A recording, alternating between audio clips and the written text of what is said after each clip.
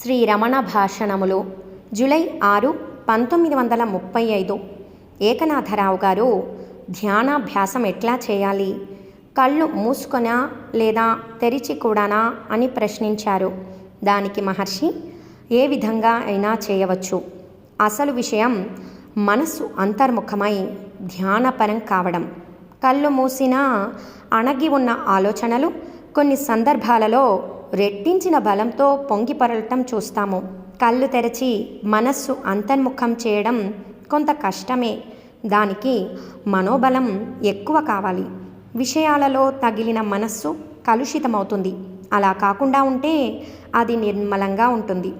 బయట విషయాల ప్రభావం పడకుండా వేరే ఆలోచనలు మాని మనస్సును స్వీయాన్వేషణలో ఏకాగ్రపరచడమే ధ్యానము యందు ప్రధానాంశము అని సమాధానమిచ్చారు.